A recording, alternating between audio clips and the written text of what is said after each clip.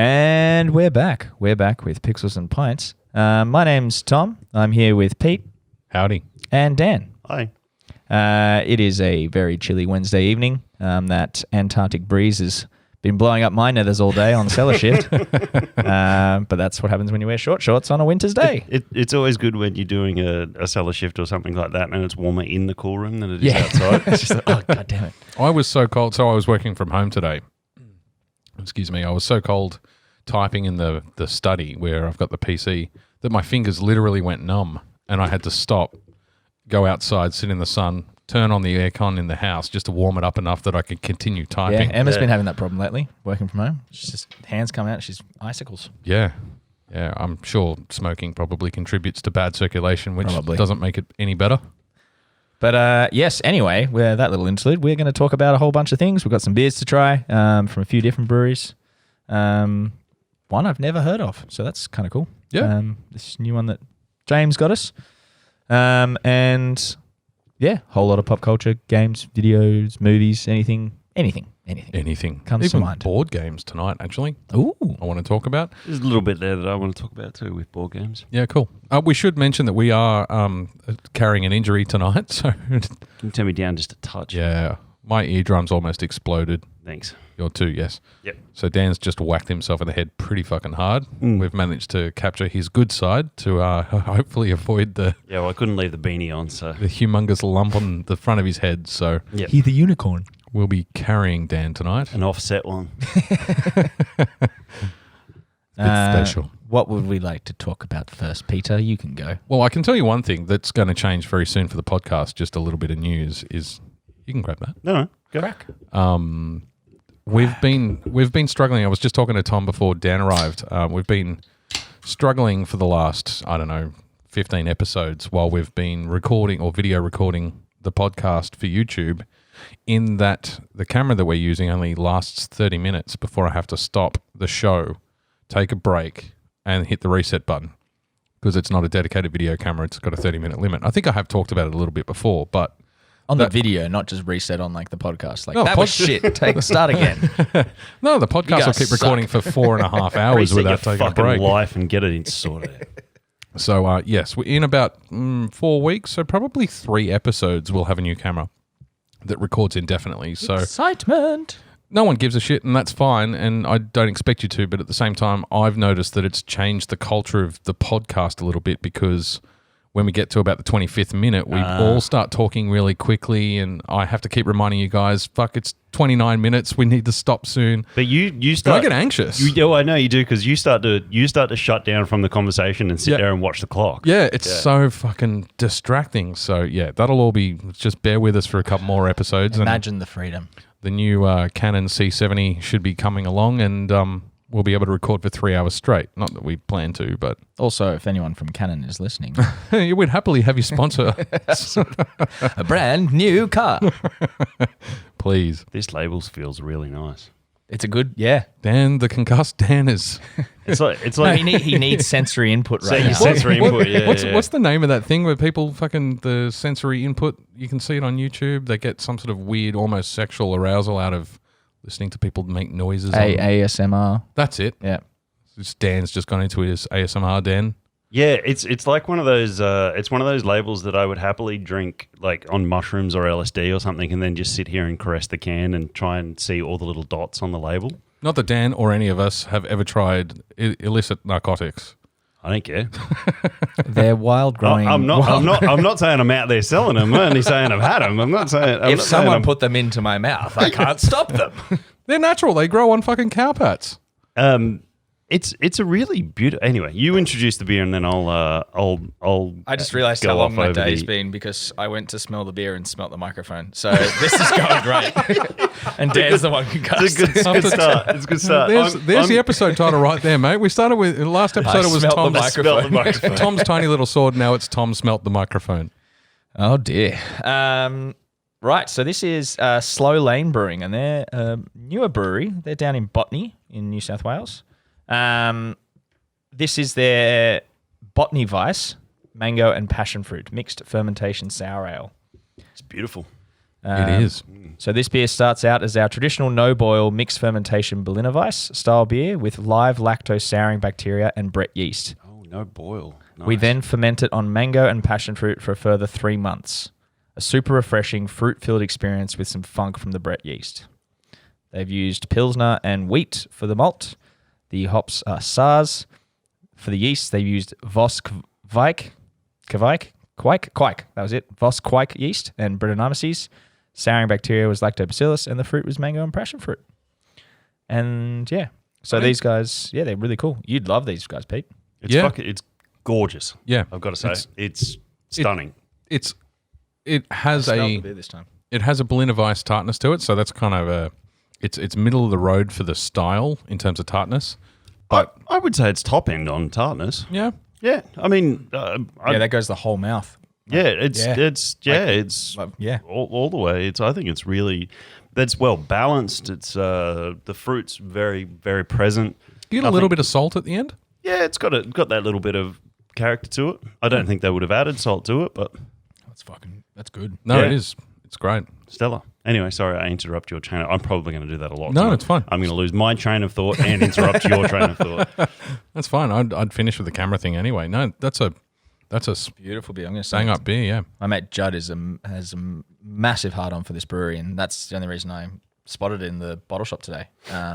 He just wrote a thing for their dark lager, and I'm just like was reading it on the train. I was like, no, I want that now. I want that right now. No, I definitely get salt at the end of the palate there. Yeah, it's got that real dry saltiness to it. Yeah, What is excellent. what is the style that's supposed to be salty? I can never Goza. Thank you. My brain's still not working. Goza. But what I was saying about the label, it's got a label. beautiful odd dotted texture It to does. it. It's like rough paper. Yeah, but intentionally done. Yeah. It's and it really simple, laid out, well, clear, well defined, nice feeling. Because the same kind of paper feel as like Tofu uses them for wildflower, Oh, okay. and we use the similar one for small batch, and it's nice. It's just nice. It just feels nice. Yeah. It's got a matte finish to it, but it has that texture to it as well. So it's not just a straight up matte finish. Yeah, really nice. That is beautiful. Yeah. I'm definitely going to have to, like I said, we're getting some barrels from them tomorrow, some barrel racks. From them, they're upgrading their barrel racks to ones that stack multiples. Cool. And we're buying some of their old barrel racks off them. So it's I'll send one of the guys down with some cashola. It's always good to upgrade your pick rack. up. Yeah. Cool. Have we got a pop culture topic to kick us off? One that you might have to come back to later on as well is E3s next week. Yeah. Yes. What are you guys hoping to see? Well, there's no PlayStation, no Sony. Oh, at all? Yeah, I've got Again. I've got the thing. They were Yeah. missing last year too, from memory. Yeah, Yeah, well, because they'll do their own thing. I think they've pretty much said we're done with E3. State of players. They'll do a that what it's state called. of, state of play. Yeah. And they have the Consumer Electronics show, the CES, that they do announcements at as well. Okay. Oh well, there goes what was. Oh no, I probably don't want to say that anyway. But anyway, yeah. Sorry. Yeah, Train of thought. I don't really care anymore. I mean, E3 was good 4-5 years ago when, we sat down, we did podcast episodes around it. We did reaction videos, I think, or in a reaction episode to... No, we did a fucking live watch through. I remember. Yeah, that. I think that was just you two, wasn't it? No, Chris was there as well. was there, Yeah. We stopped and watched each one, Bethesda and then EA, and then went back and then gave our thoughts. But then it just got crap. They were releasing like fewer and fewer games. People had... they started focusing on alpha footage because they were 5 years in development away. Yeah. I mean, it was the last one I got excited about was the Garden of Good and Evil 2, I think it was. Beyond Good and Evil. Beyond. Yeah. Thank you. Good and Evil, and that was like 3 E3s ago, and I still haven't seen the fucking game again. It's just disappeared from existence. That's gone back into development. So Probably more than 3 ago. until they released the PSVR 2, like the proper 2, not the 1.1, there's nothing really exciting me at the moment. Well, for those who might be excited, not Pete, obviously, the Not times. So in Australian Eastern Standard Time, When's it start? Friday, June 11th at 4 a.m. is the Summer Games Fest kickoff. That's our time. Yeah, 4 a.m. our time. Yeah, Yep. Australian Eastern Standard Time. Ubisoft is at 5 a.m. on Sunday. Oh, and then everything's kind of, Sunday, Monday, Tuesday, Wednesday. Yeah, so Sunday, you got Ubisoft at 5 a.m., Devolver Digital 6:30, Gearbox at 7. Then Monday, the June 14th at 3 a.m., you have Xbox and Bethesda. 5:15 a.m., Square Enix. 7 a.m., Warner Brothers Back for Blood.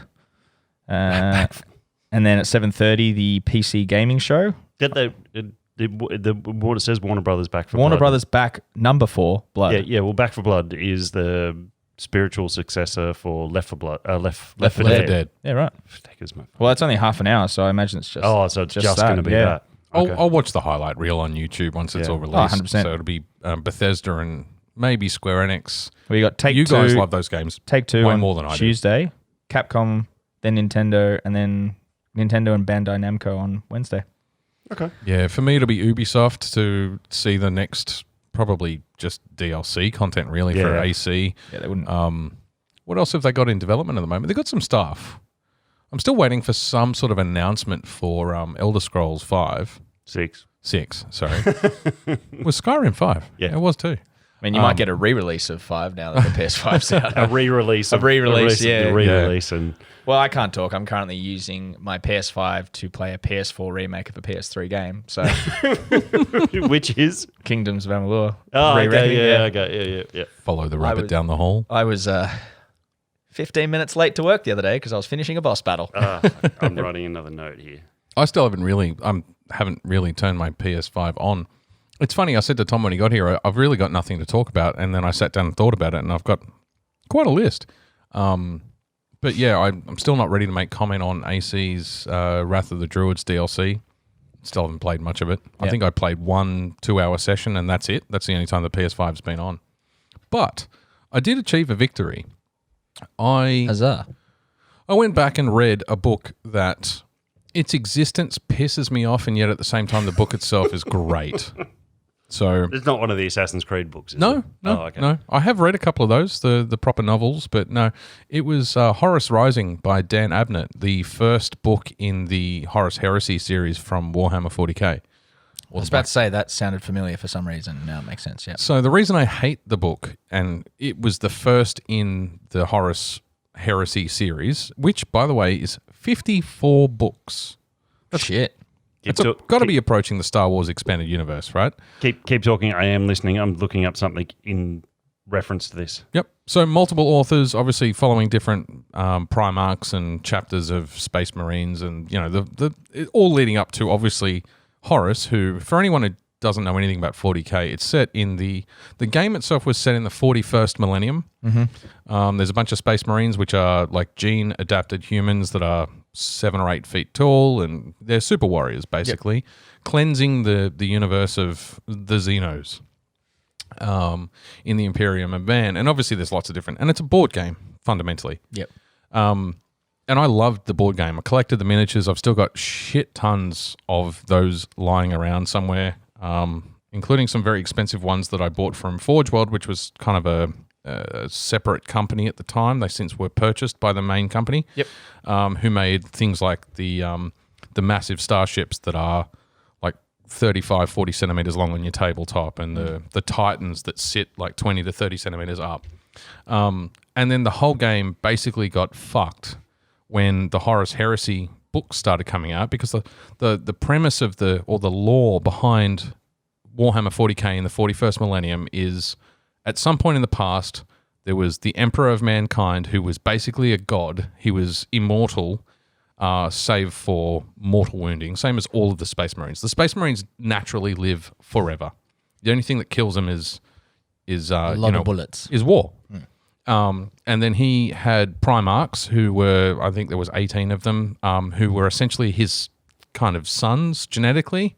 And each of those Primarchs were demigods, if you like, and they led a chapter of Space Marines, or a legion of Space Marines, consisting of 10,000 men each.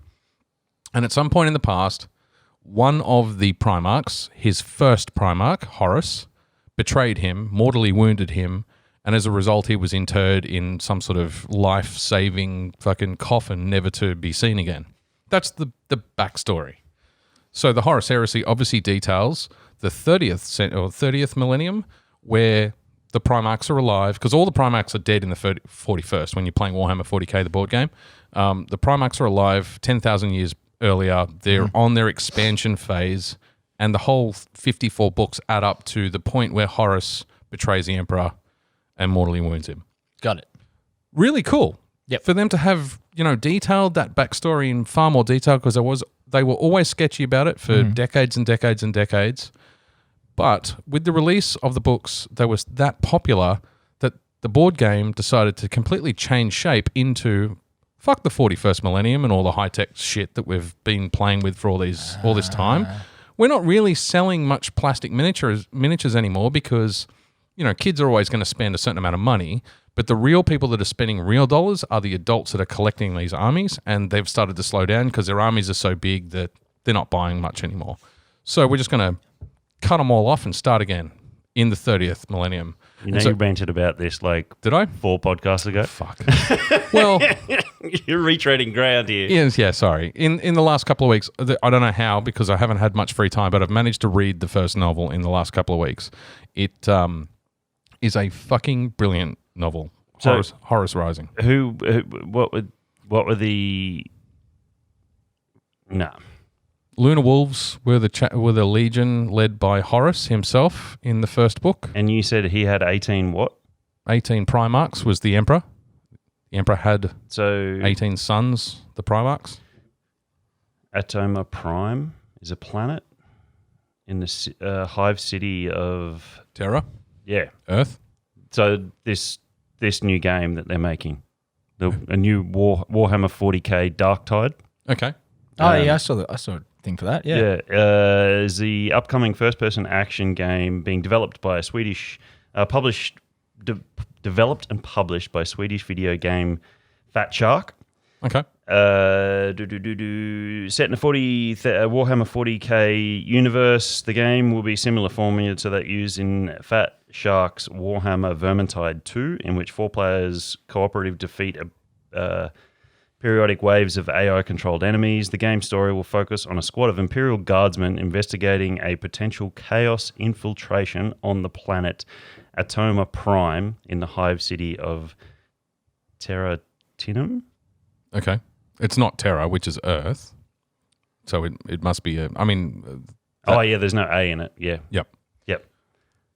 That doesn't ring a bell? No, I haven't seen anything about the video game. Oh, no. I meant that any of those those words that meant nothing. No, but I'm one book in. Well, the hive cities are like mega cities. The skyscrapers are 1 billion fucking floors high. They almost touch the atmosphere. It's a pretty common kind of space punk idea. I'm just pissed off because the whole board game got ruined by this move to the Horus Heresy era, where everything was. It's still set in science fiction, far future, but they had to de-tech it a little bit, and I just don't like the de-tech. Yeah, this is what you were talking about. Yeah, okay, fuck off. The book, however... You need to take notes. Yeah. Well, I'll have to a little primer on all our past episodes. We are up to almost 60 episodes, though, so they all blend.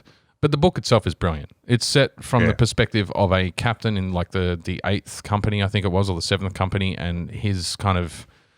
learning about the chapter of Space Marines he's in, and he for some reason or another, he's elevated to the Mournival, which is their unofficial advisors to the Primarch, and Horus is the Primarch, so he's the War Master. He's the head of all of the Primarchs and conducting this war against everything that isn't man. And it's just a really, really well-written book. If it had been about a different subject, it still would have been like a different backstory. It still would have been an excellent novel. Wouldn't you have thought they would have? So you're saying with the board game they've taken everything back, and so like now you can still play the old game with the old miniatures, but you can't buy them in a store, is my understanding. You have to order them online, right? So you can't. Okay, that was the thing. I was just like, why wouldn't you just create? If they'd been so successful already with the 40k universe, and then they went back to the 30ks, why wouldn't you just create like a 30k different game that? Yeah, like if you've got people who are already board games have been losing popularity constantly over the last 20 years, though. So they're at a point where And their days are realistically their days are numbered because we're not far away from. Let's just give up on all games that contain miniatures. Here's a USB stick with the 3D images. Go to your local Officeworks and have them 3D printed. They're not far away. I mean, you can already 3D print miniatures. You can already scan, 3D scan, laser scan miniatures and print them yourselves. It's just the quality's nowhere near what it is when they properly cast mold them or injection mold them. But it's not far away. Well, if they're making a 40K game, maybe that's their way of bringing back the 40K. Yeah, potentially. Screw you, books. Come back to video games. That's how they get the young kids. The video games are brilliant too. Well, that's the second one because they just released Necromunda. Oh, that's an old school game that's been remade. No, it's a brand new one.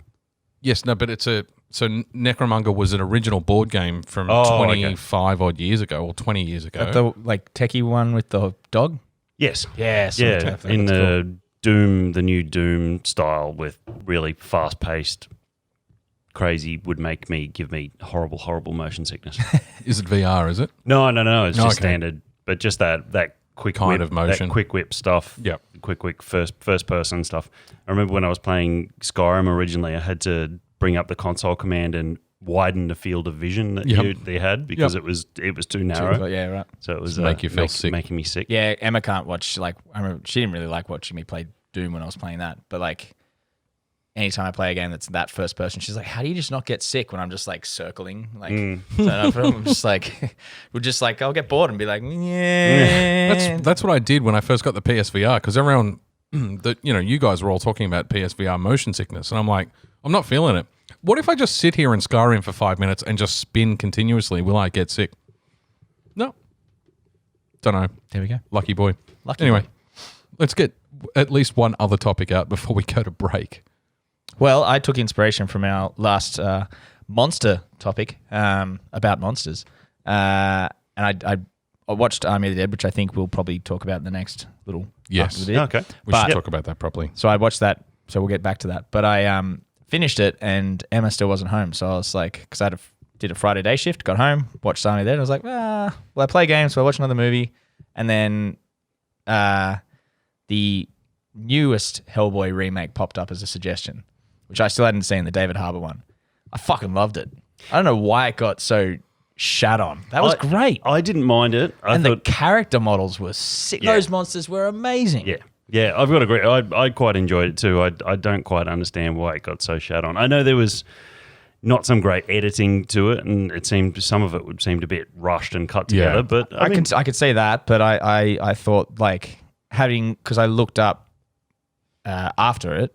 I was telling Pete before that I looked up after it, and like the art and monster style from the Mike Mignola comics, I was like, that's so much closer than it is the stuff you saw in the Ron Perlman. Yeah, but Ron Perlman made Hellboy in the first. For anyone that didn't read the comics, that had no idea what the fuck it was, his personality was in, like the actor's personality was so integrated into who Hellboy was in the movie.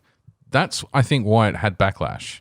I can see that. I don't think David Harbour's Hellboy was as entertaining as Ron Perlman's in any way, shape, or form. I also probably prefer closer to the script. It's probably closer to the comics as well. It's just that Ron Perlman as a person is such a charismatic character or human that he's fun to watch. He's entertaining to watch. And when he injects that into, it's like fucking Arnold Schwarzenegger. Like, you're not watching a character played by Arnie. No, you're watching Arnie playing a character. Yeah. So, and I think he's quite similar. So, but yeah, I think that's why it probably got panned a little bit. I can see that. But I just thought, going off the monster designs, what's his name? Ian McShane. I fucking love Ian McShane. Yeah, he was much better. You can't beat Ian McShane. A much better dad in that. In terms of being a bad dad. And then it just seemed like I thought it left a lot more. Like, obviously they probably won't get a sequel out of that one, but it seemed there was so many more little threads they were dropping that you followed. I think if they were going to make a sequel, it would have been announced by now, because that movie's quite old now. Yeah, at least 3 or 4 years now. Yeah. So you'd expect they would have been developing off the back of the success to keep the momentum for the movies up. I think unless he was just wrapped up in Stranger Things. Literally, the show Strange Things. Not Yeah, like he no. was doing weird things. I think it fell down a little bit with the Were Cheetah guy. That Oh yeah, that was a little odd, but then extremely underused. Yeah. Like it didn't come out until like the last 30 minutes. Yeah, like the last- obviously it alluded to him being, there was something Aware. going on, and yeah, but then didn't really integrate that he character was a into weird it. jaguar. It was a actually. jaguar, wasn't it? Jaguar, I can't even remember what I said. Random. Now. cheetah. And who was the Watching Wonder Woman. There was the third. I'm wearing the shirt too. Yeah, there was the Subliminal. third person in it. There was Third the girl character. who could take the spirits and they came out of her mouth. Oh yeah, that's right. Yeah. Yep. That's like the weird, like, and that's when Emma walked in, when Ian McShane Yeah, was it like the big slug. the big jelly thing out of her mouth. Yeah, that was. She's So like, what did Emma say? What the fuck are you watching? Yeah, it I was like, weird. Hellboy? She's like, I'll be in the kitchen. Yeah, but Gonna I, go make a snack. I agree. I think the character model were great. I think the Hellboy that they chose, the makeup they did on him was less. It was more comic accurate than, even though how can you really be comic accurate to that sort of Hellboy style from the comic books? But it was more of a grizzled demon. Yeah. Yeah. Yeah. And there was more of that subtext going on there too. Yeah, oh, definitely. Ron Perlman yeah. was a bit too smooth. Too charismatic. Too Need more grizzle. charismatic. Yeah, Yeah. It was a good way to introduce people to that IP, I think. Yeah. Even if it twisted the IP a little bit to suit the character, the actor. it would have been great if Guillermo del Toro got a third one. Oh yeah. Yeah, I totally agree. Just quickly just to cap off the episode Oh, okay, we're done. Well done, boys. I'll see you next week. 20 minutes in. the session. So John Wick Chapter 4's casting at the moment. So obviously Keanu's signed on. I think he's probably in contract, to be honest. Probably. Although Keanu's probably also big enough to tell them to go fuck themselves, and he'll make his decision later. But they've Oh, no. You can tell by watching like behind the scenes He stuff. loves it, Fucking like- loves it. Yeah. yeah. Bill Skarsgård, who played It, and a few other things that I didn't write down, so I can't remember because that's how I remember things. One of the Skarsgård brothers. And Donnie Yen from Rogue One. Oh, yeah. Yeah, like One Donnie. guy. Yen. Yep. Donnie Yen is, I was reading about that. He's going to be playing a old colleague, like assassin colleague of John. So I think Keanu and Donnie are teaming up. Yeah, I hope it's not. That'd I be hope cool. it doesn't turn out for him to be the bad guy. I'd like for that just to be a partnership all the way through. Imagine that. Yeah. Yeah. Yeah, The that's two cool. of them. Yeah, that'll be great. I watched Rogue One again the other day. He is excellent in that. We will talk about Army of the Dead. And just quickly, have you guys seen Mythic Quest on Apple TV? I've seen it on there and it looks funny. I but do not have the don't- Apple TVs. Don't have Apple TV. No. Okay. I guess so I've only got it because I bought a phone and it comes with a 12-month subscription for free. But Oh. Not bad. it's fucking funny. I miss Big Bang Theory was my first introduction really to like 25, 30 minute time filler episodes. It's the thing that you watch when you don't have time to watch something real. And you just get a quick laugh out of it and you put it back down. Mythic Quest is like that. I think they're 30-minute episodes, but it's set in the development house for a video game that is based very loosely and yet very closely on Blizzard's World of Warcraft. Right. and the owner or the creative director, the guy at the top of the company, is an absolute narcissistic motherfucker. Yeah, I was going to say he's narcissist in the Oh, trailers. it's so fucking bad that it's funny as hell. And then you've got, you know, the sycophant fucking CFO who just wants to monetize everything, or the head of monetization, and like he just wants to put titties behind everything because he knows the kids are going to buy the loot box because it'll then have them staring at a breast. There's an old guy who won a Nebula Award in the 70s for writing one novel ever, and he's the guy that writes the backstories for every object in the game. Yeah, right. And then you've got the developer, the actual code monkey, the head of development, who's actually played by a New Zealand actress, and so it's quite a jarring Aussie kind of New Zealandy accent. And she's and in an American show, and she's basically the other main character. It's almost she's the main character. You got a couple of gay ladies in testing and who get shat on from a great height because they're just the test girls. The HR manager who everyone treats like a fucking psychiatrist, and they just lie on their couch and unload their problems. Fucking hilarious. We've got to go to break. But yeah, if you get some time, and you can watch it somehow, watch it because it's definitely worth doing. And on that note, we'll take a break. Well done. And Peter's back. I am. I was just about to say I should have gotten more water before we started this one, but Uh-oh. Okay. What do you want me to do about that? nothing at the moment. What are you going to introduce the next beer? Yeah, Cool. so James, thankfully, Thank you, James. thank you, James. Thanks, James. Who's been on the podcast. Get my words out correctly. Gave us 2 beers from Black Flag Brewing in Mooloolaba up on the Sunshine Coast, right near where I grew up. So I'm very pleased to be trying these. I saw these guys. I've seen them around. But I saw most of the stuff sort of floating around Gabs. I can't remember if I saw whether they had a stand or whether they had just a Gabs beer on or something like that. So I saw it floating around Gabs, and I'm like, I wonder if that was named after Henry Rollins' punk band. Mm-hmm. And now looking at the labels, I'm almost Definitely certain it's named after Henry Rollins' punk band. Yeah. So James got given a couple of these. I think he was sharing his birthday beers with us. Thank you, James, because Thank it was you, his James. birthday yesterday. Happy so birthday, Happy James. birthday, very James. much appreciated. He dropped one of the pale ales and one of the IPAs off to me this morning. So I brought him in here to give it a go. You still live like literally just around the corner? 4 minutes walk. Yeah, wow. I love that artwork. It's enough to start a relationship, Dan. Yeah. Oh, yeah. I've just looked them up. A little bit of punk rock, a little bit of rock and roll. Yeah. Brewing good beer with punchy art in collaboration with our friends in the industry. Yeah. Yep. I mean, I love that label. It's busy enough to be awesome. Yep. Is it lined up? But it's not so busy that it's confusing. No, it's not lined up. But it's not so busy. It's confusing, exactly. And then they have a nice little just a text section on the back. Nothing overdone. Cool. Everything's all sort of just So what's the beer, Dan? nicely organised. Fucking hate you guys. Juicy. It's a juicy pale ale. I mean, 6% ABV. Rage Against the Mainstream is the name of the beer. Yeah. Oh, okay. Oh, I've looked it up. an all-American hop lineup featuring Eldorado, Osaka, and Citra. Nice. Cool. Laying down a citrus versus the leading. Yeah, cool. It's got a musicy Vibe to blurb on the back. Yep. So cool. I will pour away.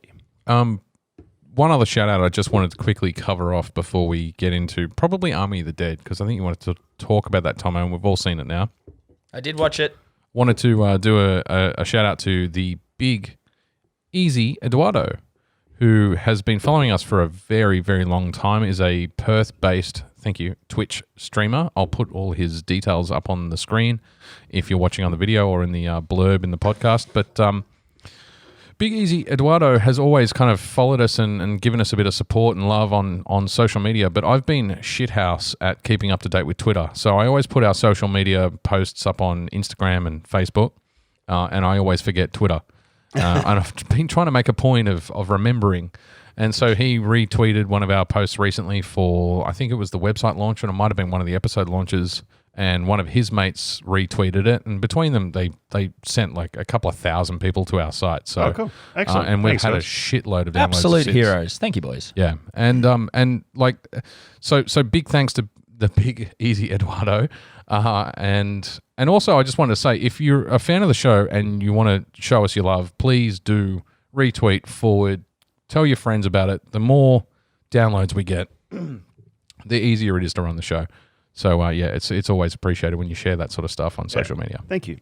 And I've always thought I should watch more Twitch. I should get on and just have a look at it, because I mean, it's kind of the stuff. I mean, Well, he does some funny shit, and he puts some stuff up on YouTube as well. We were going to get into Twitch for a little while, but you've got to have a cerent amount of downloads or uploads or some shit to fucking get started. So it was just too fucking hard. Plus, I'd end up with a fucking laptop in front of me and a master board and the audio. It's like I'm going to end up having to produce the show, not participate in it. But But there's some cool Pete stuff in in the there. control room up the back. Just, are we live?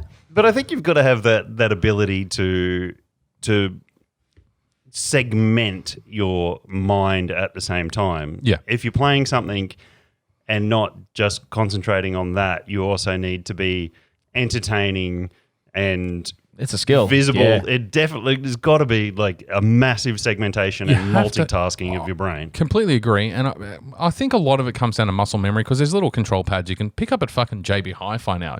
You can buy a proper chroma key coloured green screen from JB Hi-Fi, who from a company called Elgato, who make a whole range of that Yeah, I've seen them over kind there, of stuff. Yeah. But I think a lot of it ends up being muscle memory once you've got the control pads down. But they are reading chat, they're talking, Yeah. they're commentating, they're responding to chat. So yes, definitely multitasking. But I think the successful guys on Twitch and YouTube and those sorts of gaming platforms, and the YouTube recordings of, have natural charisma. They have natural personality. So a lot of their it's about a connection with the fans. It's got less to do with what they're playing and more to do with how they're playing it and how they're talking about it. So I couldn't do it. I couldn't do it. Nah. I'd give it a crack and fail. I couldn't do it as in I'd love to do it, but Yeah. there's no way I'd be any good And at there's it. so much No, time. I get too pissed off when I'm playing games sometimes when I keep getting fucking murdered. the I'm just funniest like, part. Fuck. I wouldn't be. I think Twitch would ban me for overuse of swearing. Yeah, so big shout out. Thank you very much. Army of the Dead? Talk about the beer first. Yeah, let's talk about the beer first. Very tasty beer. It's an excellent pale ale. Yeah, Yeah, really I haven't nice. even tried it. Yeah, it's you're missing out. Get into it. It's one of those ones that A lot of pineapple on the nose, or is that from the last beer? There's definitely a good amount of fruit and citrus character in there. It's just a great pale ale. Ooh. It's nice. It is Yeah. a nice juicy pale ale. You'd throw It's that a- back easily, and Yeah. at 6%, you'd be in At trouble. 6%, you would be It's in trouble. surprisingly thin for a 6%. I know it's a pale, but yeah, I'm surprised at how thin that is. It's really I wouldn't nicely say balanced. it's thin. I think it's just hiding that booze really well. Yeah. I would call that thinness. I get no booze out of it. No, I just That's what I mean. It's just hiding it. It's hiding behind that. I was talking with one of the guys today. He tried one of the beers we had on, and he was just like, this is 8%, but it doesn't taste like it. I was like, yeah, the way they're getting the flavor out of those hops at the moment, it's just like, you're not getting that. And then all of a sudden, you're 2 schooners deep and bumping off the door as you walk past. You're like, damn it, happened again.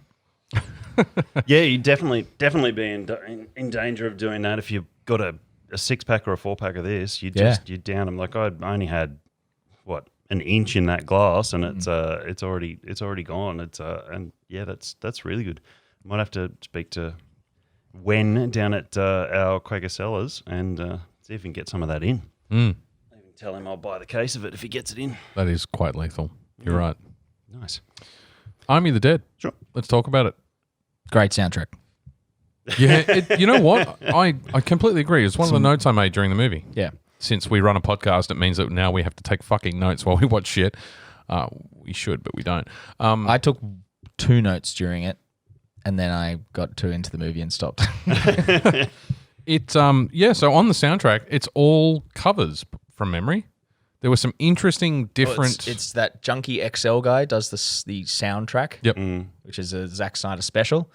A lot of Bwom from what was it, Batman vs Superman when he started doing that. And then some really cool covers. Some Richard Cheese.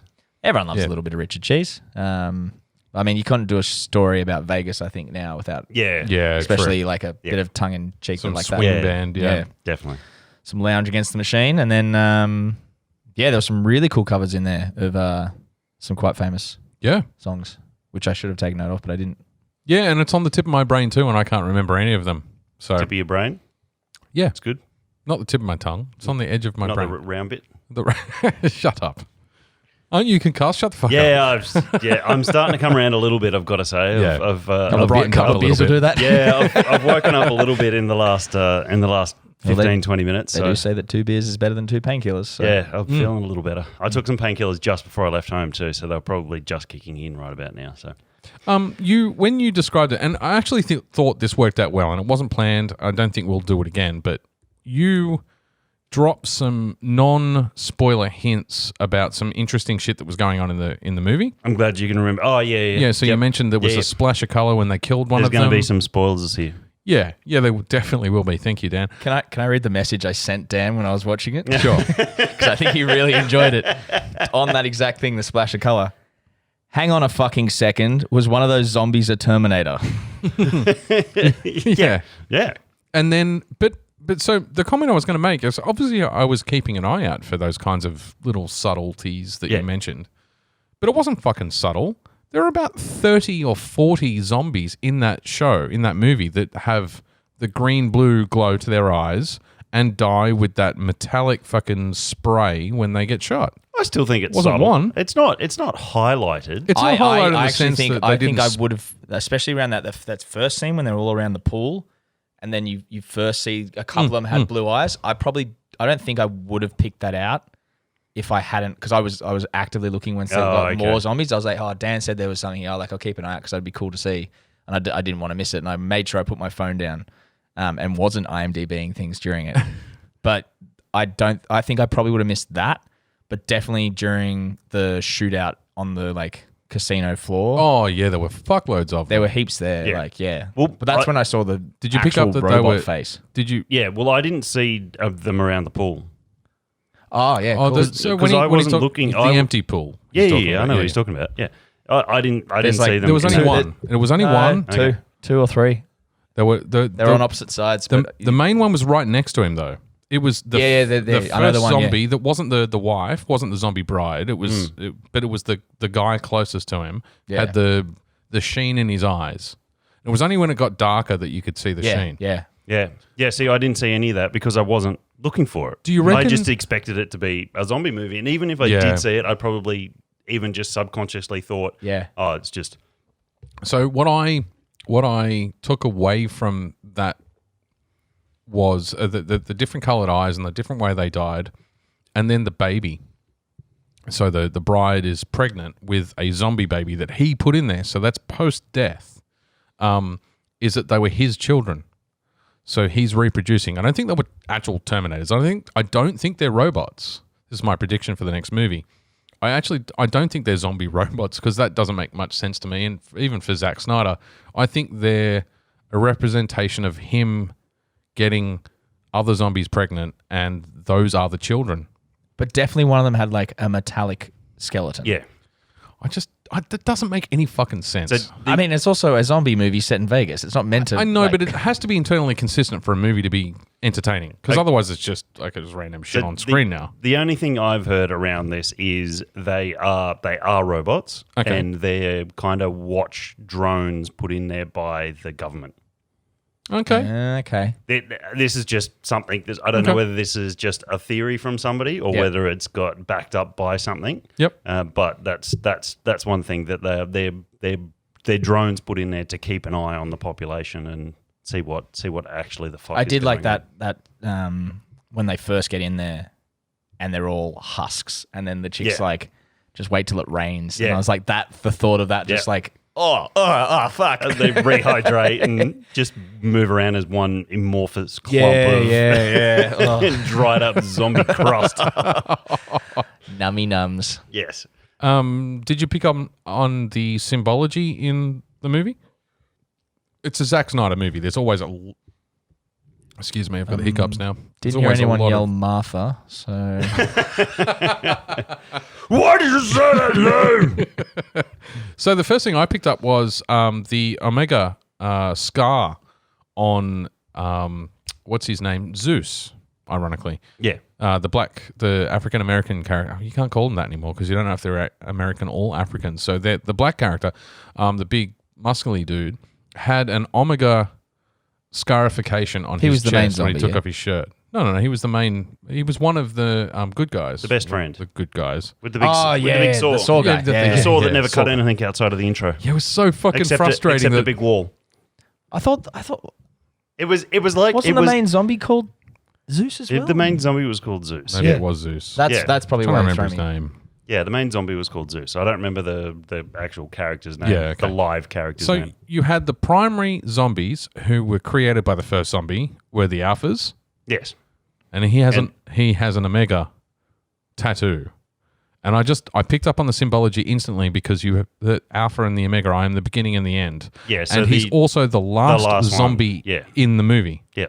So I thought that was kind of a cool little a shitload. So I didn't see the tattoo, so yeah. Oh, and it stood out for me not because of the symbology. I had to connect those dots after I finished watching the movie. Okay. And well, just before, because I picked up that he was also the last zombie in the movie. He's the surviving zombie that takes into the next film. But yeah, I picked up because it's a cool scarification. It's a really well done non-tattoo kind of tattoo. Obviously, we're covered in fucking tattoos, so that sort of stuff appeals to me. That's why I picked up on it. If it wasn't for that, I would. If it was just a fucking tat, I wouldn't have even noticed. So there's a lot of, and I've since read articles about Zack Snyder's symbology in movies generally, because there's a lot of Omega comes up often. Obviously, you've got Apocalypse, not Apocalypse, Darkseid. Darkseid. Yeah. Darkseid always has an Omega on his belt. Chest. I thought it was his buckle on his Well, belt. he might have one there too, but he has the Omega symbol on his chest. So there's some continuing themes popping up in Zack Snyder movies that I thought were quite interesting. And his I-beams are Omega beams. Yes, they are. I Anyone still else haven't pick up? seen the Snyder cut, so whatever. Oh, dude.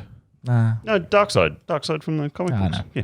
I know he is. Yeah. Then the subplot that they talk about in the vault, where the German that was when so the fucking German cool. guys- The German guy was probably the standout Oh, yeah, character. He was fucking hilarious. He's talking to the German guy about the other team, and then Yeah. the other team looks like their team. Did you pick up on the necklace? Yeah, the key necklace, and Yes. so it lays a lot of questions and a lot of What the fuck's subplot. really going on here? What's really going on? And Are they stuck into some sort of time loop? yeah, or Yeah, they can't be robot zombies. You have a fucking time loop. Fair. And it's interesting, and I really was when he started to talk about that. I'm like, where the fuck are they going with this? Yeah. Like, is this the path they're going to take? Like, is it going to be some sort of time loop? And are they all going to get another beer. Are they all Okay. going to get killed going into the vault? And are we going to start again and see a different approach to it? I would have been and start annoyed again and yet see- interested. Yeah, I know. Me too. I mean, the end of tomorrow is that the Edge of- Tom Edge of Cruise Tomorrow. Edge of Tom Tomorrow is a fucking. I've watched that movie great like film. 15 times. It's a standout in the last decade. So yeah, that would have been really That looks interesting. cool. yeah, that looks look great. cool.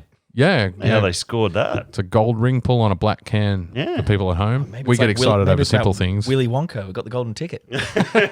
Cash just starts pouring out of the can. Keep the can just in case. Keep the can just in case. You know, I was it was, and it's a great movie. It was fun. It's a solid popcorn slasher. That's exactly it. And it was 2.5 hours long, and I was not bored at all. Not for a moment. No, not at all. Not for a moment. And for people that haven't seen it, that we're spoiling the movie for, as an explanation behind Well, what we Dan... did say last episode Yeah. that we were going to spoil the crap out of it. No, I gave people fair warning. No, I was just going to explain what Dan was talking about with there was a team sent into a casino to rob the casino. When they're at the vault, they find a few dead bodies, and one of the dead bodies had And decomposed as well. Yeah. So they've been there a while. Very old, yeah. One of them had a key on a necklace around her neck, or around their neck, and the German guy, who's the safecracker, the least hard of the whole group, makes the comment that, oh, do you reckon they're the guys that came before, or do you think they're us? Like, that could be us. We could be stuck in a time loop right now. And then a couple of scenes later, and it wasn't for a couple of scenes, because I was waiting for some sort of cue, you notice one of the girls playing with her key on her necklace, The main female character, just before she gets Maria. macked Yeah. by the mega zombie. Well, no. Well, they flash every time it goes to Yeah. one of the like.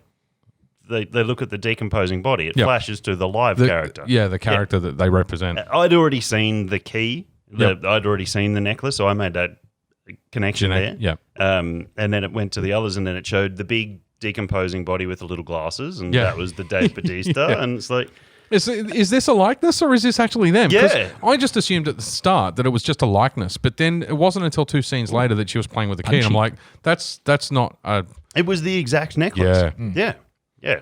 So I actually made the comment to the girlfriend, and she's like, I don't know what you're talking about. And I had to rewind it, and not to take anything away from her, but like I was so sure that it was some sort of direct connection. I actually rewound it to rewatch it and show her. yeah. So I love a good layered movie that you have to think about, but at the same time you don't have to. You can just get drunk and watch a fucking solid movie. Yeah. So yeah. Yeah, I thought the action scenes were great, and like I said to you, I love the way that the stunt people and the stunt woman. Oh, and the 100% guy, see what you're talking about that dancing movement, Yeah. the fluidity Yeah. of the how she moved, was how that was so cool. when you first see her, when they Appear on the- sacrifice the guy, Yeah. how she jumps off the van and she just lands, and obviously she was She was probably on wires because it was a decent jump, and she just lands and goes smoothly into that crouch over the top of him. And it's a cool crouch too. Yeah, and the other guys. Also, that guy's a cunt.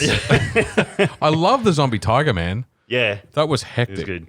But I knew why I hated him because he was in Punisher. Which Punisher? He was in the Netflix Punisher, that guy. Oh, I haven't watched season 2. Oh, yeah. He's Who are you talking about? Which character? the Juice from Sons of Anarchy. the guy that they sacrificed. Oh, The cop yeah, dude, the he's a guard dude. knob end. Yeah, but he plays a good. He's one of those dudes who plays a good knobhead. But he was the gangster in. Oh, maybe it was it was Punisher or Luke Cage. It was one of them. It was one of the Netflix. I know who. Yeah. If I see a picture, I'll be able to tell you what he's from. Yeah. Well, it was Juice in Sons of Anarchy, and he was a really likable character in Sons of Anarchy. And he was he was the snitchy dude in whichever one it was. Oh, who else? but only he was in something forcefully else as so. well. He was in something else pretty big as well.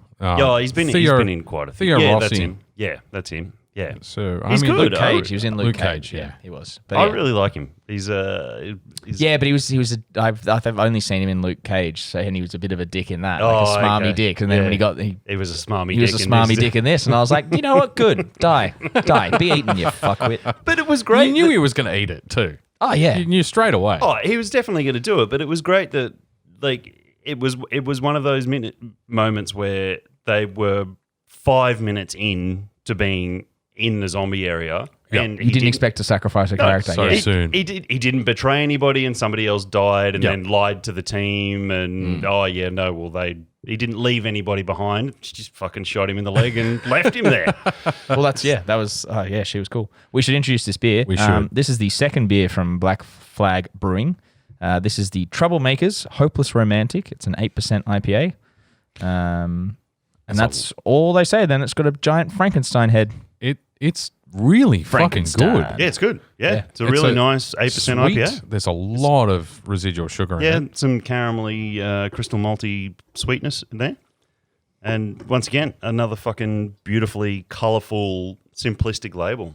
You can tell that it's quite boozy.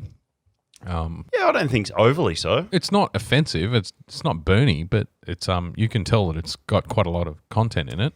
That's an interesting way to lay out a label too.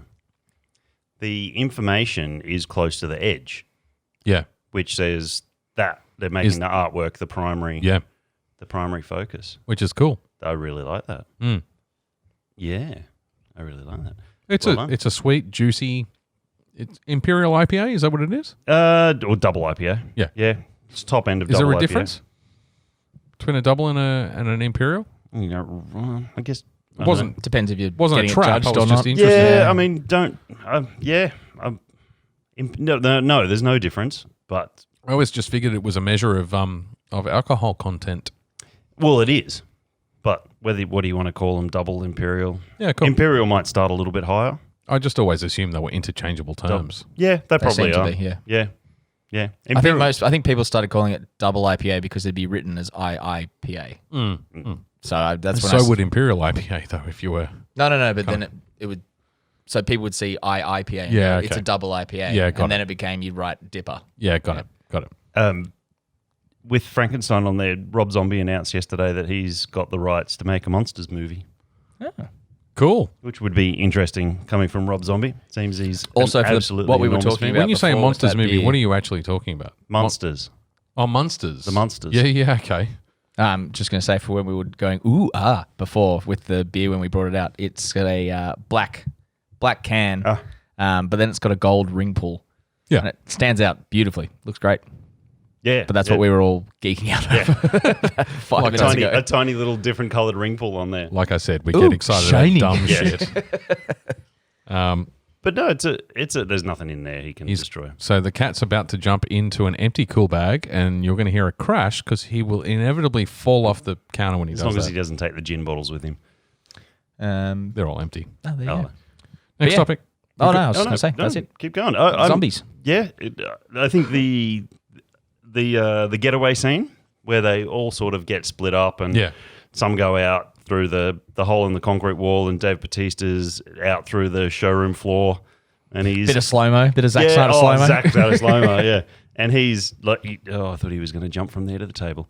And Dave Bautista's running across the top of the poker He goes into tables. beast mode on that thing. Yeah. The old bird, that's a horrible, I'm standing by it though. The old bird from in the helicopter engineer and pilot. Tig Notaro. Is that her name? Yeah. She is fucking brilliant in this and in g'day, Kat. the Star Trek, the Netflix Star Trek series, and she plays basically the same character. In Star Trek, she's a cranky, I'll tell you straight, something after this. about straight to the point engineer. She's the head of engineering for a while in the Star Trek series, and she basically plays exactly the same fucking character in this movie. that. So she is.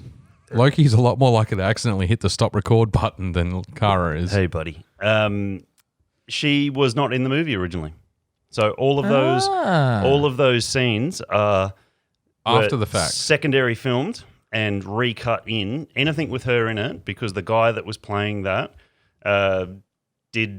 maybe got Me Too'd or something. I don't know the story about what he what he did wrong, and they removed him from the movie. So it was originally piloted by Kevin Spacey. So I was thinking it. I didn't want to say it. if you watch it again, Yeah. she's never not directly actually, interacts. She never directly interacts. She's not side by side in a shot And she, with somebody else. because I always thought that the lighting looked weird on her. I remember Okay. watching Little it. Yeah. reshoots and She Green looks like screen. a little. Yeah. It's like a little softer. Like the lighting's a little softer on it, and I don't know if that's because it's the secondary reshoot. But she's such a perfect character and actor to put in as just comic relief. Just insane action going On on. the radio. Cut to her on the ceiling. Yeah, Yep. no, the helicopter's fine just after the fucking engine literally exploded. Yep. No, Yeah. and I thought it was cool that she plays exactly the same fucking character out of Star Trek. And I didn't find out until after the fact that all that was reshoots as well. Yeah, wow. So Yeah, wow. I didn't think anything of it when she was in there, and yeah, I think she was great. I'd love to see her in more stuff like Yeah, that. no, she's Like, cool. Just a little bit more interacting. Yeah. Because it did feel like because she was so. well, just the way was she so like cuts good. off their lines, like when they were first hiring her, and she was just Yep. like, "Yep, whatever. Yep. Yeah, I'm in. Yep. Yep. Yep." Don't need to know anymore. Yep. No, that's fine. Yep. Fuck off. Just walk away. Yep. Yep. But That makes so much more sense. obviously they couldn't put her But it in fits any her- more scenes. But it fits her Yeah, it fits the personality. character and personality. Yeah. Yeah. to just say, just be dismissive. Yep, that's fine. I don't need to know anymore. Go away. Yeah. Yeah. Yeah. Brilliant. I like that. That's a good indication of her acting ability too, to be able to make that seamless. I had no idea. If you hadn't have told me, I would never have known that she was a reshoot. No, and I had That's no cool. idea either. Like I said, I found out after the fact. So Got like 2 minutes. We've spent the whole session talking about Army of the Dead. no, we knew we Yeah. would at some stage. It's a big topic. It's a big movie. So the alpha guy, when he gets shot too, he gets some blue spark action. He does. There's quite a few so- that get blue sparky Yeah, so action. it'll be interesting to see where all that goes. Because if they are drones from the government, then why is he playing one of the main zombies? Well, he was in a government. He was being He was taken out in of the Area government, 51. so, yeah. What, you think the original... That's the thing we didn't. All the pop culture references in that first one when they were talking about Raiders of the Lost Ark and Yeah. Oh, yeah. Oh, yeah. that was great. Yeah. I was having Yeah. a great old chuckle. Yeah. Yeah, Yeah. they weren't subtle about those no, which references is either. I love it. I love it. Yeah. But even for the comic relief in it and the action in it, that scene where the Hispanic gangster lady, the stereotype, Yep. was having to shuffle through Yeah. the asleep zombies. the sleep zombies, the stand-up sleep zombies, the hibernating ones. Yep. When he threw the bad guy with he The was going bad to betray human. Yeah. everybody. Fuck yeah. Threw the glow stick down there. That was terrifying. Yeah. Like Yeah. just the breath, and you know from even just carrying a backpack and all those weapons and the backpack she was carrying, the fuel drum I think she had. Yeah, she she had had a a fuel she had a- drum. Yeah. You just know that shit sloshing around and it's going to throw your center of gravity off, and yeah. you're going to lean the wrong way and it's going to slosh, and you're going to. It was a simple device, but it was very effective. Yeah, it was. Yeah. Yeah. Yeah, really good, really well filmed. Fuck, I thought she almost made it. Yeah, she You thought she did, Yeah, yeah. she should have. I But thought then her that mate. sideward shot, I was like, you wanker.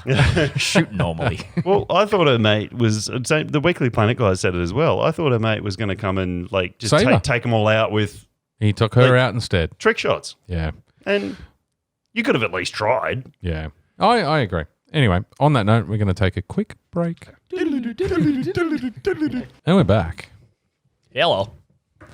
I've got not much. The only thing I had left on my list was I'm excited for the new Ratchet and Clank game this weekend. Comes out. Cool. I don't care if you don't like it. Eat my dick. I'm looking forward to it, but I can't play it. So Why I can't spend you- my money elsewhere. You fool. Well, I do have money to spend on it, but I don't need to. I was reading today. They did put a little thing up to get everyone excited. But one thing I thought was kind of cool. One of the weapons. So it's all about rifts and going through alternate dimensions. Yeah, I've seen the trailer for it. It looked pretty cool. I shouldn't say all of them. Most of the Ratchet and Clank games are I loved them. fun as I hell. don't know that I've ever played one. They're good. But one of the weapons summons items from the expanded PlayStation universe. Oh. Okay. So it's a bit meta. yeah, so one of the weapons will open a rift. So they had a little image they put up on their Instagram where it's the purple rifts that appear in the marketing for it, and then it's underneath Nathan Drake's like Jeep from Uncharted 4. I was going to say there has to be something from Uncharted in there. Yeah. You know what would be cool if they did that, but it only took stuff from games that were in your PlayStation library? That would be fucking So cool. stuff that games that you played and you recognize those Yeah. items. That would be cool. It would just read your PlayStation, just summon those out. Yep. for you. Yeah. So I thought that was cool. But that comes out this weekend, and they're always just there. They're a super fun time, little. I can see Ratchet running around with the Leviathan axe. Fuck yeah. be his height, but Even better, give it to Clank. yeah, give it to Clank. Yeah, swinging it around. Yep. Nice big icicle axe. Yep. So I've got a quick topic. Yes. While we pour, I guess. That way I you just can need to- introduce the beer after. Well, After you almost dropped it. I almost dropped it, but I did catch it. That's all that cricket training I did as a child. So Put him in after- the slip, sir. Dramatic pause. a little Yep. bit of fuzz. Not too bad. A little bit Not of fuzz. too bad. but Not where are too you bad. wiping that exactly? On his pants. On my pants. Why did God create pants? I'm surprised you didn't lick it. And we I would've spend licked it. all of our days covered in beer most of the time anyway. And so you just go, that's fine. I'll wash them. That's another something else. Yeah. So after we talked about That's a Hero, very full can as well. Yeah, I think yeah. that might have been half the problem. I think you need to sip that before you pour it, man. It's not COVID safe. Oh, Just sip it. we're all friends here. After your failed 25th anniversary of Hero Quest on Kickstarter, Oh yeah. I've just invested. What did you back it again? The Witcher board game. Oh, that's right. Yeah. So, I mean, we're huge fans. Dan, The Witcher Old World. Old World, yeah. So Dan introduced me to the Witcher. Sorry, mate. Dan introduced me to the Witcher series. I think he might have introduced you to as well. 100% you did, Yep. Played the shit out of Witcher 3 and fucking loved it. So Kickstarter, there's a campaign. I think it might end tomorrow on the 10th. Yeah, so tomorrow, Australian time, for a board game that a independent developer has been developing, but they are backed by CD Projekt Red in the sense that they've participated in ensuring the lore is consistent, that they only deal with gaps in the lore, so there's no inconsistencies, there's no issues there. But the board game looks cool. It's a big game. It looks like it's going to be quite involved. It's up to 4 players. There's lots of little plastic tokens, and there's a big map, and there's miniatures of the monsters. Yeah, I saw that. Yeah. Anything that has miniatures in it just appeals to me because I've been painting since I was like 6 years old, stealing my dad's turpentine to wash down the enamel paint. So I need to look into them a little bit further, but the witches that you play, were they from the 4 different schools? yes, they were. Ah, nice. And in fact, I believe there's a 5th Witcher now, and there's some schools I've never heard of. I think there was the School of the Scorpion. Oh, okay. Something That's- Poisonous. That's something new that I haven't heard of. Yeah, so they are contributing to the lore as well. So they're filling some gaps in the old world, but they've because in the books there was only the School of the Wolf. Yeah. There was the other schools were added by For CD the ga- Projekt. yeah. Yeah. yeah. So and they've got they've hit every stretch goal in the Kickstarter surprise campaign. me. So it's absolutely guaranteed to be surprise me made at now, all, right? yeah. So I think they wanted 300,000 euro to make the game, and they're now at maybe 5.5 million euro. So every time they've run out of stretch goals long ago, and they've added a shit ton more. They added some add-ons, so they're extra pledges on top of the base amount of money for the game. So, when I bought in, I think there were 20 monster miniatures, and I will now get like 40 from all the stretch goals, plus shit tons of cards that are, That's a lot of monster minions. Oh, I know. There's got to be double ups there. No. Really? They're all just uniques. Yeah, absolutely. Well, you've got the miniature the Witcher miniatures. Yeah, but there's only like 5 of them. There's 5 of those. Yeah. There's a steed that one of the witches rides. We'll come back to steeds in a minute. Cool. Remind me on that. There's and the rest are monsters, but they've gone through the three witches. I can't remember the witches as in like toil and bubble and trouble toil and trouble. Yeah, that's it. Double boil and trouble. Yeah, so they've done the 3 of those, the sisters. I can't remember. Oh, yeah. The crones. The crones, thank you. So they've done all 3 crones separately. They've done... which are... I big cannot characters. wait to see those because they are spectacular the character models look amazing too. It just in the game, the detail in those crones is the bits and pieces, the beehive face and the other one that's got the extra limbs and So you had, I think it was €100 for the game or 130 for the game with the miniatures, and it's like, has anyone not bought the miniatures? They've added some add-ons, so they've added mages as a separate add-on, so I think that's an extra €25. They've now added the Nilfgaard campaign as an extra add-on, so again, that's another €25, and they've got like an all-in pledge as well. So I'm fucking super excited. I'm not going to get it for 12 months, so this will be... Please remind me not to mention it again on the podcast until I actually have the game in my hands, but I'm super excited. That is in the brain now. Oh, we'll do a play when you get it, and we'll talk about it afterwards. Definitely. Yeah. I want to do a board game episode where we all pick up or pull a board game that we haven't played before. The 3 of us sit down and play those 3 board games, probably over the space of like 3 2-week cycles. And then at the end of when we've all played a board game each that we brought to the table, we talk about them on the podcast, because I think that'd be a cool episode. Yep. I've got Sundays free. Cool. I don't like Sundays anymore. Yeah, no, I'm good. Cool. Yep. 100%. That's all I wanted to say on the Witcher Kickstarter campaign. But if you've got some cash to burn, because it's about 350, 400 Australian if you wanted to buy everything in the... lot, yeah. But you don't have to. You can start at like 150, 200 bucks Australian will get you the core game with a shit ton of content in it. Yeah. And they will be retailing it in game stores after Kickstarter as well. So if you don't bother, or if you don't have the cash right now, then in 18 months' time, you'll be able to walk into a solid game store and pick it up anyway. Yeah. So I mean, probably for a slightly inflated price, I'm sure. Oh, yeah. What you're Definitely. pay. They're discounting on Kickstarter, and there's a couple of miniatures that are exclusive, and there's some other stuff like metal coin tokens that are exclusive to Kickstarter and stuff like that. But I remember when I bought The Witcher 3, it was the first Witcher game I played, but I bought the collector's statue edition. Geralt riding the griffin. Fucking slaying the shit out of it. But yeah, so I've still got that. But then it also came with the School of the Wolf medallion that they had for the game.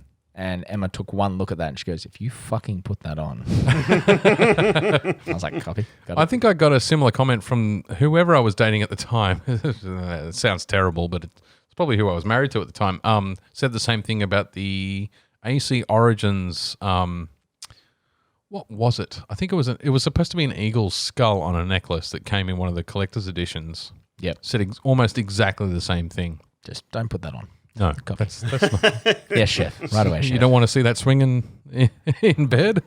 Could have fucking taken someone out. That thing was hefty. Just get it tattooed on yourself instead. Yeah, that's it. That's the plan. Yeah. What are we drinking? We should talk about the beer quickly. We are. So this is Bay Road Brewing. They're from up Central Coast. They're in Gosford. Like literally in Gosford. That's cool. Their address. This is the White Russian Stout. They have partnered with Wolf Lane, the barista coffee liqueur. I've never heard of Wolf Lane, but they make it's pretty good. You can taste it. It's a very nice coffee liqueur. I think it's really nice. Yeah. Really, really nice. It's a solid stout. Yeah. Nice and smooth and sweet. It's a sweet stout. I will admit I was a bit misled when I poured it. I thought it would be a pale stout given White Russian as the name, but I can see where they've gone with it now. But Dan, it's a pretty good lineup. Oh, that's pretty good. Oh, he likes it. I'm going to start adding a label lineup rating to our YouTube. Because we do rate all the beers on, well, I rate all the beers on Untapped and then put that into the YouTube version of the podcast. That's about as close as you're going to get it without it being absolutely perfect. It's not bad. Are yours perfect? No, of course not. Okay. I mean, he doesn't have... Well, actually, there was there was no sarcasm intended there.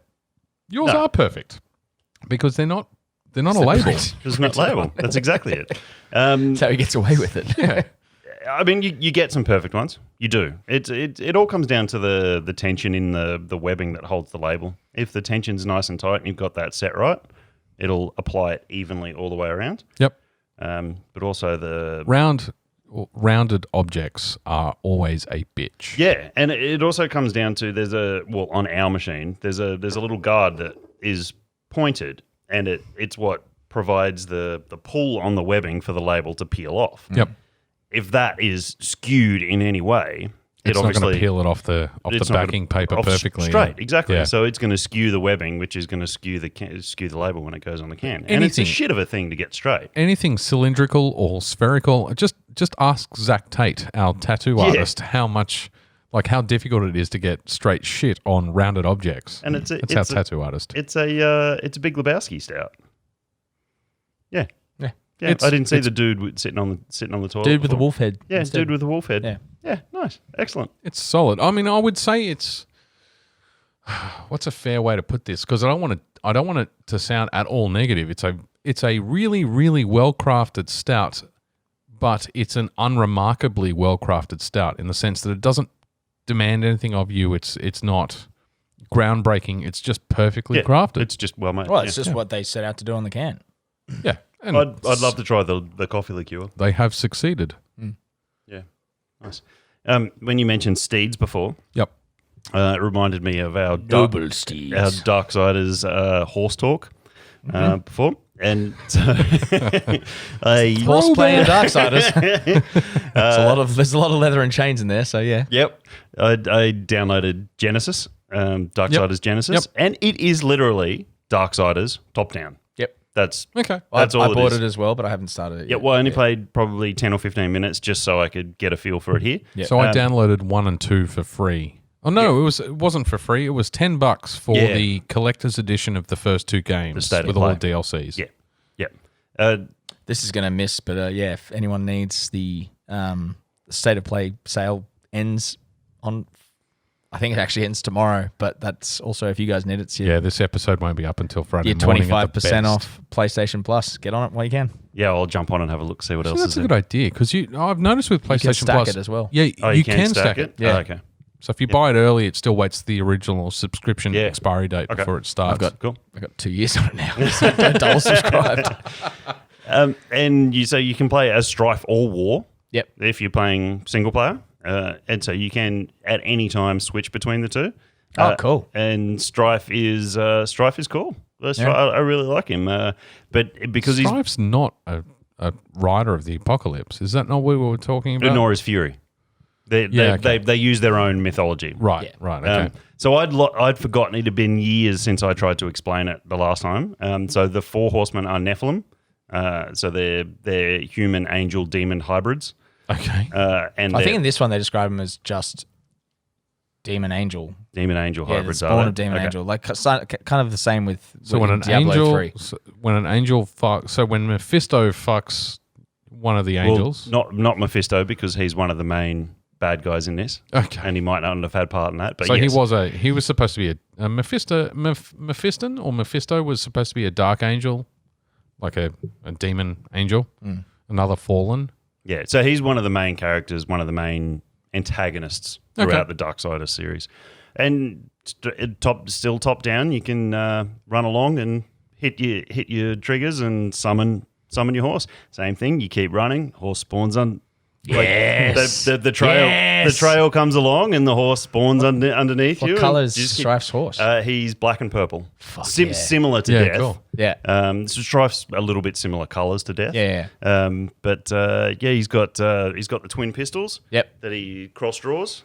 So they're like that. He's There's another way to draw So I was actually twin pistols.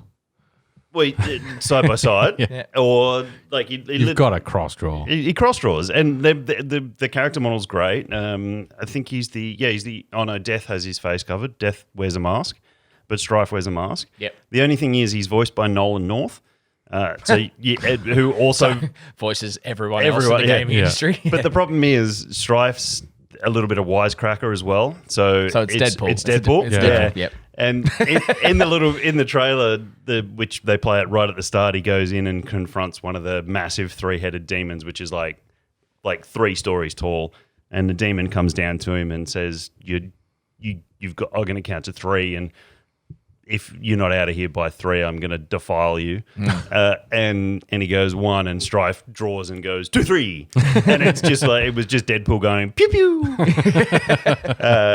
But it was great, and War's the same voice character, so that really somber, deep. Would you do this for war? Yeah, It sounded a bit old when I remember, like. in Genesis he sounds older, Yeah, much older. yeah. Yeah, so it's definitely the same. I did also. Ian McKellen kind of. Yeah, he's a bit Gandalfy. Yeah. Yeah. I did read down.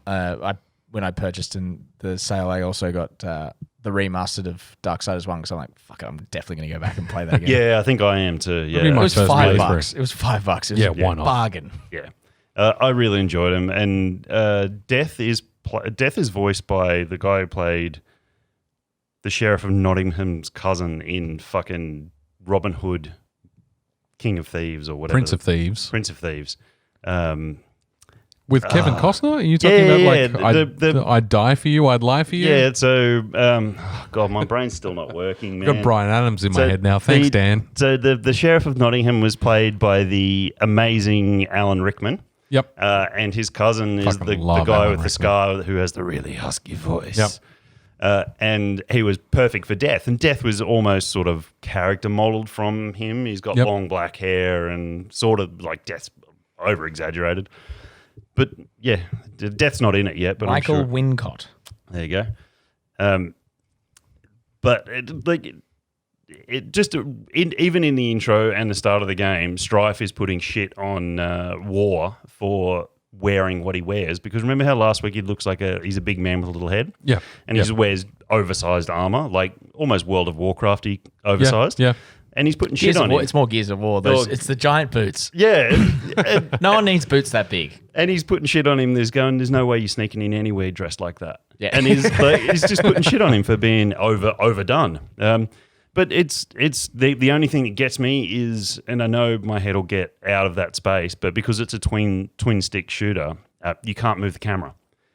So you in the first area, you're running through some cliffs, and if you disappear behind the cliff, it does that little thing where it highlights where you are through the landscape. Yeah. Like an outline. Yeah, but in my head, I'm like, no, I just want to rotate the fucking camera. Yeah. Like, just let me rotate the camera. But you're obviously never going to be able to. But that's the only thing, and I'll get out of that mindset. But yeah, I'm the 15 minutes I played. He's wisecracky and he's fun, and War does interject. Like, even if you're not playing as him, when it gets to a point, Pops his head into the scene. well, it's like he's there with him anyway. Like, So you're even meant if to play. It's meant to be played 2 players. So Yeah. you're meant to play with someone who plays. You play as Strife. They play as War. War. Yeah. Yeah, Why aren't you two playing co-op? because we work opposite Calendars hours. don't align. Yeah. Okay. Who plays good I hours? barely have time to play with myself. That's a lie. So they interject and they banter, and it's more Darksiders, well written, comedical, fantastic lore, Yeah, cool. and beautiful, absolutely I'm keen to get into it. beautiful aesthetics. I'll finish Wrath of the Druids, which I've got to say, my early impressions of Wrath of the Druids is it's more of the same in a really boring way. That was my complaint with Odyssey, the DLC for Yeah. Odyssey. It was just same shit, They've different. introduced area. a new base mechanic around trading, but that just feels like more of the same. So the storyline's not compelling in the sense that, because that's why you play DLC, right? It's not the game mechanics. Yeah, it's cool that it expands, you get more skill points, you get to do shit that you haven't done before. Hopefully a better. For me, it's always about a story. It's a story element. But sometimes DLCs introduce DSL connections for DLC. Introduce new. Man, I can't keep my train of thought as it is, and you're fucking with me at the same time. Fucking with him. No. Sometimes they introduce new mechanics. Yeah, and they have here, and it's it is a new mechanic. It's just a mechanic that feels more of the samey. So they add trade posts, and you have to go and capture the trade posts, and each trade post generates a specific resource, and you have to trade the resources. It's not really a new mechanic. It's I've got like 1 million silver. I don't need more money. Yeah. So beyond hitting a trophy for the DLC, there's no reason to fucking do it. And the storyline, and I'm not far into the storyline, but it does feel very same, because you've finished a game where you go to like 12 different regions, talk to a potential king, he recruits you into helping him defeat some guy who's going to overthrow him, or, and there's twists in the storyline, but ultimately it's the same fucking story repeated 12 times, and now they've done it a 13th. Yeah. Like, just not... I have been finding that's their bread and butter. Yeah, but that's wrong, and this is why I've always disagreed with you on the Desmond Miles hatred that you have. I don't have hatred. I just find him boring as shit. Oh, he's boring as shit. But he ties it together so that no matter what's going on in the games, there's still a plot being pushed forward, and that's the present-day Desmond Miles discovering who his genetic bloodline characters are and what they've been doing and why they tie together. And to me, it was the common thread through it. So I hated the animus. Thank you. Out of animus scenes as much as everyone did, but at least it was a thread that tied everything together, in game and cross game. But he's boring. He's just a dude. A boring dude. Anyway, we've got time for one more topic. Were you about to say something? No, I was kind of going off what Peter was saying in playing. I don't want to finish this beer. It's so tasty. Oh, I thought you were about to shit on it. I was like, what? No, you want the beer to, like, the never-ending pack of Tim Tams. You want another one. No, but I've found that playing a big RPG like Kingdoms that I'm playing at the moment, Kingdoms of Amalur, that like I've gotten to the kind of second last area, and I just see a side quest. I'm like, you're not important anymore. I've gotten to the point where I know I just got to finish this fucking story because it's close a chapter in your life. Yeah, it's burning me out. It's not like it's a hack and slash and then an RPG on top of that. So it's like, but all hack and slashes these days have an RPG element added on top. I mean, it's almost obligatory. This is 10 years old, so yes, but even then, I mean, unless you're playing fucking the original God of War trilogy, so good. Yes, but there was nothing to it, right? You didn't. I mean, you unlocked some skills, but that was about it. That's about as RPG as it got. Yeah, no. So it's just like it's that same thing of just like in that what you were talking about, and like the same. It's the same king want to do this. It's just the same dude being like, I need 3 potions from this area. Yeah. Please go kill these things to get my potions. You know what's fucked up? You'll get some gold. I looked at it the other day. I've got over like 2.5 million gold. I can buy anything in that game. I could buy the whole game.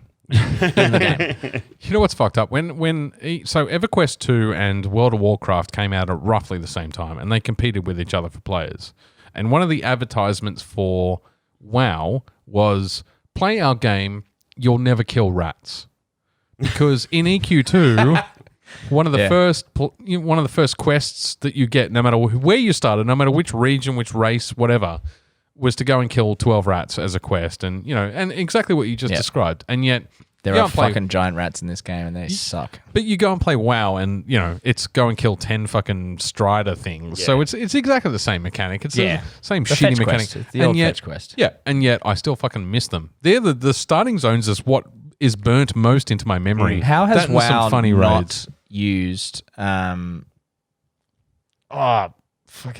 He's one of the two brothers, Owen Wilson, as a marketing tool now. Yeah. Just go, wow. Well, I'm pretty you sure play some WoW. I've been meaning to look this up for a while, but there is a character voice in the Hearthstone iPhone card game that's set in like the World of Warcraft universe, where I'm almost certain one of the bartenders that talks to you throughout these runs is Dwayne Johnson. So much so that I keep meaning to Google whether or not Dwayne Johnson lent his voice to it. Quick buck, You're why going not? to ruin it for me. I'm not going to look it up. No. Has anyone seen his origin story movie on, I think it's Netflix? It's a series, isn't it? Young Rock. I thought you. Yeah, it is Young Rock. Yeah. Is it a series? I think it's a series, yeah. Okay. No. No. I'd be interested enough to watch it. No. At least the pilot. No? I like him, but no. Yeah. Okay. Yeah, that's pretty. Pretty out there. No, narcissistic. Going back to what we were talking about. For 5 minutes. Last topic. What do you got? Well, if you're I gonna bring nothing to the table. if you're gonna be playing Darksiders as your next game, can I have my copy of Phoenix back so I can play the DLC? Yeah, sure. yeah. How good? How excitement. Sorry. They've, I don't know, I think we established you guys aren't horror movie fans, but they've announced. I've seen just about everything you've seen in terms of horror, so I love horror. The You haven't Evil seen Dead. my movies. Sorry? You haven't seen my movies. Okay. They're horrible. Evil Dead 2. Yeah, cool. Evil Dead sequel to the recent reboot. Yep. Or remake or I never watched a the series. continuation of. I love Ash versus the Evil Dead. It's I didn't watch it because I didn't have the time to invest into it. I haven't watched the at series, time. so this fucking is slapstick as shit. It's so But so funny. was the original movie. This takes it to another level. Yeah, okay. Yeah. So Yeah, they're big doing time. another movie? They're doing another movie, which is a sequel to the reboot, but the reboot might have still been in the original Evil Dead universe Okay. because Bruce Campbell shows up after the credits and says groovy. But this Groovy. Ash, Bruce Campbell's done with Ash after Ash vs. the Evil Dead, so he's not replenishing his role or reprising his role. But him and Sam Raimi are producing and directing. So Yeah, cool. What's it called? I don't think it. Oh no, it does have a name now. I don't remember, but it only announced it like 2 weeks ago. Yeah, okay. The Evil That's Dead, cool. I did see a photo of the esteemed Harrison Ford in Indy 6. How is he not a Sir Harrison Ford by now? because he's not English. Yeah, that's a good answer. Carrying on. Copy. Yeah, Queen doesn't give a shit. Well, You named the dog Indy. well, shit. But yeah, he was there. Fedora, jacket, everything, and a mask. COVID safe. Good on him. Okay, yeah. It's just one of those behind the scenes, but it was a very jaded, like behind the scenes shot of like someone's gone Well, in. the latest indie movies have been tragically Yeah, but it was just bad. the jaded part was just like because it's him. There's no Spielberg directing. I can't remember who was the director, but I then may there's, even pass. Kathleen Kennedy was involved, and the guy was just like, "Fucking Kathleen Kennedy's involved. She's ruined Star Wars. She's gonna ruin this." Blah blah blah. Like have this big round. It's like, okay, champ, what have you done? What have you done? I don't know why they do it. Well, I know why they're doing it. I don't think they should be doing it, but I know why they're doing it. Yeah, Cha-ching. Yeah, well, and it's exactly why he's doing it as well. Yeah. Yeah. I just there's no gotta be- need. Surely it's one of his last movies. There's no need. He's getting on. Yeah, he's gonna be. he They definitely said is. yeah, because they're filming it when he's 80th? 79, so he's Yeah. gonna be Yeah, I 80 was when it going to comes say out. it's been close to 80. Yeah, and there's no need. I completely agree. I think having him in Blade Runner 2049 was Yep. Made sense. Should've Made been- sense. made sense. Yeah. Should have been when he retired, in my opinion. Yeah, Because and- what's he done since that? But go out on a fucking amazing movie. Yeah. and he And a surprisingly good movie because it was expected to be terror bad. absolutely spectacular Like movie. every other reboot. Yeah, I'm an absolute. I do need to watch it Blade again. Runner fan. I do need to watch it Yeah. again. And he actually looked like he wanted to be there. He actually looked like he cared. He showed real emotion. invested in the character. Yeah, exactly. Yeah. And I mean, I don't have anything against him in Force Awakens. He didn't even want to shave for. But you know that he didn't want to be there and you felt it in the character portrayal. I don't know. I think there was some points in there where he definitely didn't want to do the press around it. Yeah. But I think there were some genuine points there where he might have been actually enjoying himself. But yeah, Definitely some scenes with Ray. There were scenes where you just like he felt it. He was still there. Yeah. That's exactly what I was referring But to. I know what you mean too. Yeah. In like when he comes back as the Force Ghost, Force Vision. Yeah. In Rise of Skywalker, and he didn't shave and was just like, "Did you just wake up? Yeah, exactly. Did they just yeah. throw you? Did you sleep in the Han Solo costume and Yeah. wake up and then just they went and did this? Took your bag of money over your shoulder Yeah. and just fucked off Yeah. back to wherever you were." He was sitting in his fucking director's chair Yeah. or his director's style chair, and they called him onto set. He was fucking napping there, stoned out of his brain. And hey, he's 79, living in a state where you can smoke marijuana legally. Yeah, exactly. Why the fuck not? Yeah, exactly. And I'm nothing against Harrison Ford. I love Harrison Ford, and the fact that he's open about it too is probably one of the extra things that I like about him. He goes, look, I don't give a damn. Yeah, yeah.